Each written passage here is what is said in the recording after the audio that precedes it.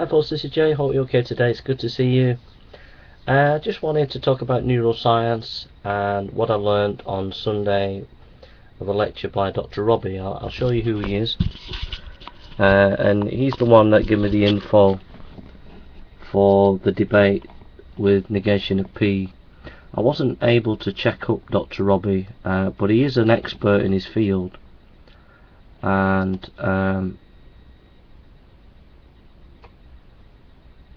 no argument is ever about the topic. It's always about the emotion behind the topic. When it comes to it's Dr. Robi Sundarega is a clinical psychologist renowned for taking psychology from the front line to the home front. He is best known as a compelling, passionate and highly entertaining presenter. Clinical Director of Family Challenge Psychology Clinic, Founding Director of Family Challenge Australia, Registered Mental Health Charity, Consultant and Policy Advisor on the rehabilitation of trauma associated with war, sexual exploitation, human trafficking and natural disasters worldwide. So we'll go back to here. So on Sunday I listened to this guy. He gave a lecture at our church, and then no argument is ever about the topic. It's always about the emotion behind the topic. when it comes to family, clinical psychologist Dr. Robi Sundarega is highly acclaimed for taking psychology from the front line to the home front.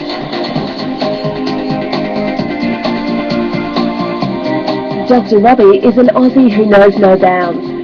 But the word is now getting out. This is not a sob story, this is a success story. Having earned a PhD in clinical psychology, Dr. Robi has dedicated his life to celebrating the value of family. We as husbands don't typically go, oh, that must have been so stressful for you. Come in here, take your shoes off, I'll make you a cup of tea. Best known as a compelling, passionate and highly entertaining presenter, he speaks to packed audiences around the globe. It is no good for you as a soldier to walk out there in battle. You got your sword, you got your shield, you got your helmet, you got your swift feet, woohoo! But what is your plan? For booking and inquiries, visit drrobi.com. So this is Dr. Robi. So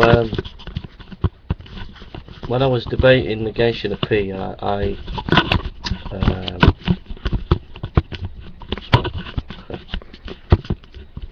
forgive me folks.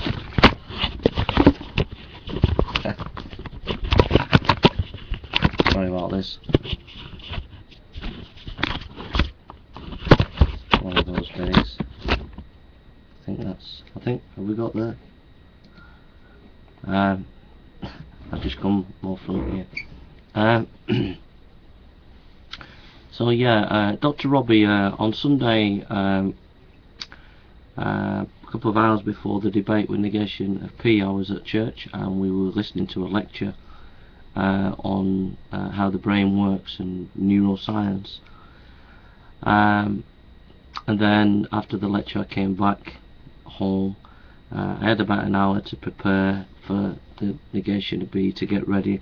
I was going to write out my response to him, but I just prayed and just did it off the cuff. Like I said, I spent 30 to 40 hours research for the debate.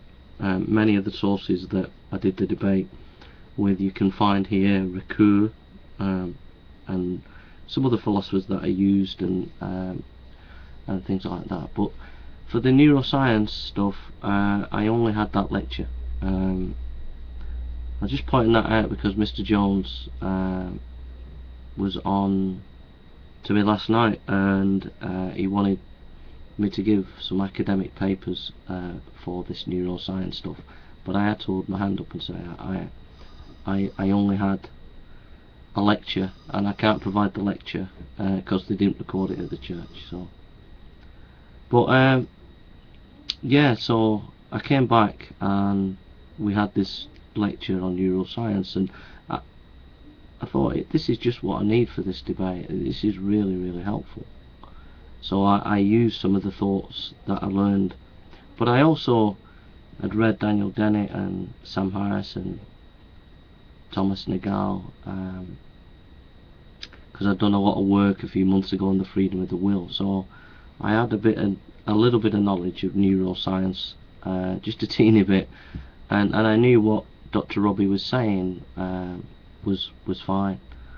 Also, I've had a big interest in psychology. Years ago I used to read lots of psychology books, so you know, I'm no fool when it comes to psychology. So I just want to share with you what Dr. Robi, if I can remember what he said, and on Sunday. Basically he said that the brain, at the front of the brain is the logical part, and the middle of the brain processes pain and pleasure together. And he said there were studies done in the 1950s, which I'd heard of before, of rats being stimulated in the brain painfully. But the scientists were surprised that when they triggered the pain process in the rat's brain, it triggered also the pleasure principle. So the rats were enjoying the stimulus that the scientists were giving, and the scientists were struck by this. And the practicality of that is, what that means is, in practicality, say you're a drug addict, okay, and you've been a drug addict for quite a few years, but you come out of drugs, and you're doing fine.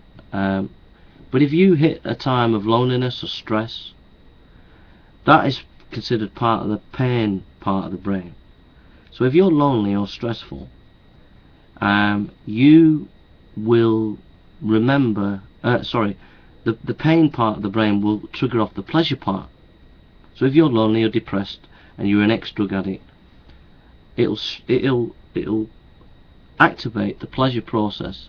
So your brain will remember the old behavioural patterns that you've done in the past and put an image in your brain. Now this will happen unconsciously. You'll have about 7 to 12 seconds in your brain, because there's a part at the back of the brain that provides images, and it will present subconsciously to you an image of the past, and then it becomes conscious, and you've got it's like 7 to 12 seconds reaction time. That if you within that time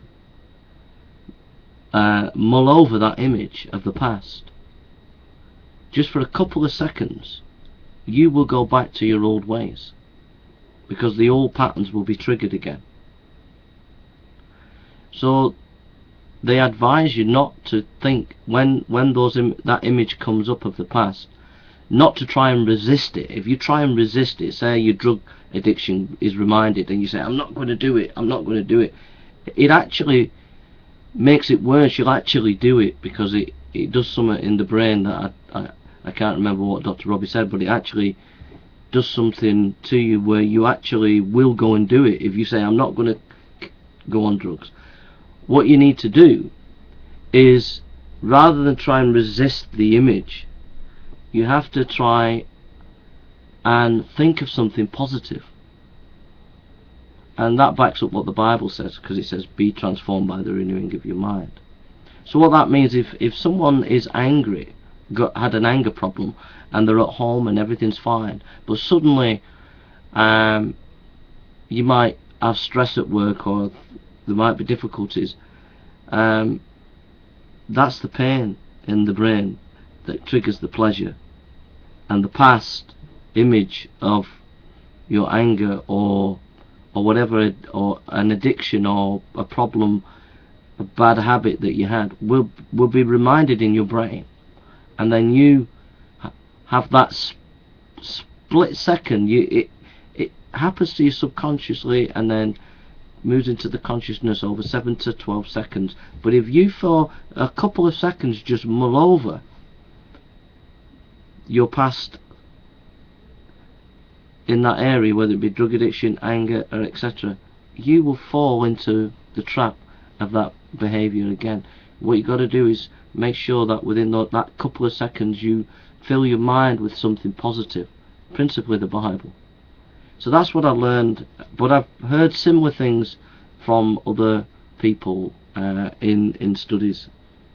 But Mr. Jones pinned me down last night and wanted academic papers, but I couldn't provide any academic papers. Just Dr. Robi, but you can't win them all. I had everything else covered. So that's and apparently that's cutting edge.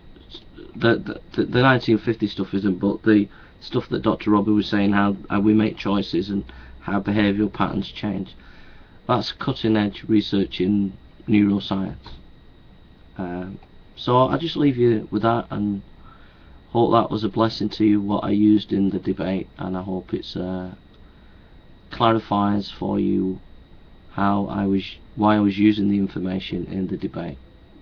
I read papers by top philosopher scientists. I did read the life and some of the thinking of a philosopher called Quine. I think it's Quine, and the guy here, I listened to a lecture of his, and I read about this guy and his life for the debate, John McDowell, because there's a lot about ethics and action in there, just as background material for the debate.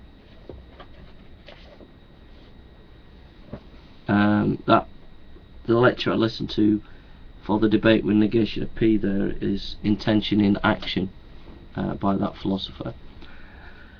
And yeah, I listened to quite a few philosophers and read quite a few philosophical papers like Paul Ricoeur, French philosopher, just as background material, because I thought if negation of P gets philosophically technical, hopefully I could handle that.